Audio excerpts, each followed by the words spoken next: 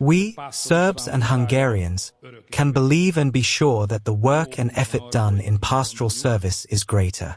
Because there are people, Mr. István Pásztor was that man whose work and achievements transcend time, who connect, who shape history, and who link historical periods.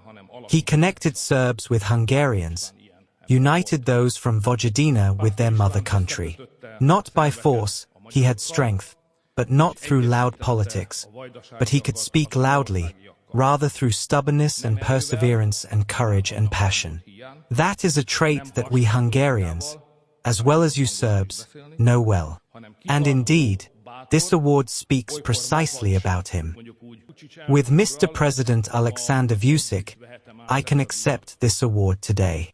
For me, it is a great honor. As you heard, in 2010, in the year, we met for the first time. An addition is needed here. At that time, we were both in the opposition. So, just for everyone to draw their own conclusions. Well, that's just what I, Zagradi, said. Simply read, so you know. When historians write history one day, they can say that when we were in opposition, we still managed, during those opposition periods, to prepare the terrain and to develop relationships. We went to China, I went to Russia, and then I came here to the Serbs. And even then, I felt that was the future and that I must work on that. And there you go. Here is what is now the result. So, when we found ourselves in that position in 2010, we couldn't have known that today we would stand here all together and celebrate and rejoice over a work, a deed, which is truly an example for all of Europe and the entire world. The significance of our cooperation, for example here in Subotica, is excellently and transparently displayed and serves as an example of how important it is for two peoples to be connected and how important it is for two of the oldest peoples in this region to unite. The people of this region, and generally the population of these two nations and all economic opportunities, are of crucial importance for the survival of the Balkans and stability in this region overall. Of course, with humility, I am saying that we all need to keep in mind the importance of our cooperation and our relationships. Ladies and gentlemen, we are experiencing changes in today's world that go beyond Serbian-Hungarian relationships. The old world in which we have lived until now is collapsing before our eyes. It is no longer just about China becoming stronger and Asian powers gaining strength. But it's just that these are changes visible to everyone, and there's no need for me to describe and explain them further. But besides the rise in the field of Asia, Europe is losing its influence. The Americans and Russians are negotiating about the future, while from Brussels they are waiting in the lobby and peeking through the keyhole at what those great powers over there are talking, while we, the gentlemen of Europe, are still forging war plans, even though we want to talk and negotiate peace, because the leadership in Brussels has fallen so much under its own war propaganda that it has already endangered the security of the entire continent. That is why alliances become more valuable, such as the alliances that connect Serbs and Hungarians. It is a great honor and privilege for me to be here with you today in the Subotica City Hall and to accept an award that is certainly one of the dearest to me which I received in my lifetime. I will not allow minority politics to be just a struggle for preferential votes. We must build bridges, solidarity, and trust. This is what my friend, István Pásztor, did. Serbians and Hungarians share a common saying. You reap what you sow today, together. We are all reaping the most beautiful fruits of labor. I am not going to call Viktor to add to his troubles. When we see that Ireland scores a goal in the last minute in Hungary, I get as upset as he does. And I am completely open when I tell you this. Look, I made you smile for the first time because you know that I told you the truth. You feel that I told you the truth. And I watched those players on the field who were devastated when they conceded a goal in the 96th minute. I felt as bad as if the Serbs had conceded a goal. And that shows what we have managed to change in the past 15 years. And we wouldn't have achieved that without the pastor's help. As for Viktor Orban, why am I proud to receive this award with him today? To speak of a great leader, whom the Hungarian people will remember. Elections are not the only thing that matters. What one leaves behind is important. Viktor Orban has raised Hungary's visibility in Europe and the world. In Hungary, it is the talk of the world, because only he is capable of solving certain problems for his country by directly speaking with President Trump. Viktor Orban is the one who managed to establish a friendship where others did not even try. First, I would like to ask the Serbian president what steps Serbia is preparing if the Pančeva refinery stops. How will it ensure security? And the question of how Hungary will assist Serbia in this challenging period and how they will help them ensure sufficient energy supply. There's an unofficial, but as we learn, OFAC or Treasury would have made.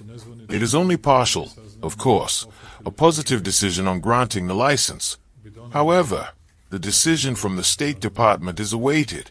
There is still none. This puts us in an extremely difficult position, for which we are prepared. We did not expect it. We expected and hoped for something else, but we are prepared. And citizens do not need to worry when it comes to anything related to electricity, anything related to heating in the cities, or anything related to supplying our pumps. The state is taking all measures, and one of those measures is precisely cooperation with our Hungarian friends, where we have allowed access. So, on Saturday or Sunday, we are exiting the so-called silent mode, or warm circulation. At that point, the refinery will likely need to be shut down, as we have not yet received a signal that we will obtain the license from the United States. If that happens, we will need, at best, to wait continuously from the day of receiving the license, for 15 to 16 days, in order to resume the production of petroleum products, for the first diesel to come out of the refinery. But what can we do? We live off imports, mainly from Russia, both gas and oil. The Americans have imposed sanctions. I have two tasks, or rather, I have and will have. First, to arrange for Hungary to be exempt from sanctions, and second, I need to ensure there is oil, and not just paper and permits, in the next days. Tomorrow, I will be leading negotiations with that goal, and we will have oil, and we will have liberation from the sanctions, and that oil and gas will reach Mali. And if Mali has it, then you will have everything that we will share with you. In 2 words, in gratitude to Viktor, just to tell you that today is the 50th day since a liter of oil has passed through the Janef oil pipeline. 50th day. No one in Serbia has felt any. I haven't seen any problem whatsoever. This action also speaks about the preparedness of the state, its seriousness and responsibility. The construction of the oil pipeline. Some was saying that we didn't need it, and when we initiated this, I said it was of strategic importance, and it didn't take a year to prove that we were right. We want to accelerate the design and construction of the oil pipeline. Novi Sad out, so those 108 kilometers are on our side. I hope we will manage to do that through all the accelerated procedures, so that we can diversify oil sources in the future and rely on a very reliable friend and ally such as Hungary. We haven't had problems here when I would say we are in the functioning of Janef, but the moment sanctions were imposed, the Croatians stopped all oil supplies and will presumably wait for all possible procedures to go through and for the Americans to approve the release of that oil. In any case, as for your first question, I believe in the good intentions of the Trump administration. I want to believe and hope that they will make a decision that aligns with what they have been saying, which is that they don't want Serbia to be so affected and wronged and whose interests are threatened. So I hope the decision will be positive. In any case, all that we could provide as guarantees, we have done, but for us to confiscate someone's property in a day, 2, 3, or less than 3 months, from that October 9th, we are not communists and we will not confiscate property. We are setting a reasonable deadline for the sale. As far as we are concerned, it is a Russian choice. It is a question for the Russians to decide to whom they want to sell. We have only said to whom it can't be sold. And ML, Hungary, of course, Arab friends, and some others, are always welcome investors in our country. As for your second question, I think it was important.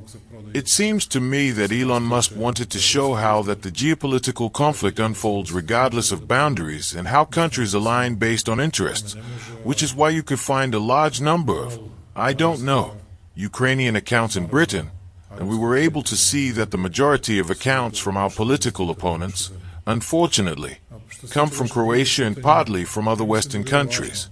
There are almost none from Hungary. What a surprise! So I think it is clear to people in this regard where everything was brought in and imported from. And I am proud of the fact that the citizens of Serbia have recognized this, and that we have managed to preserve our independence, sovereignty and independence regardless of the harsh blows we have faced and are still facing today. Thank you very much.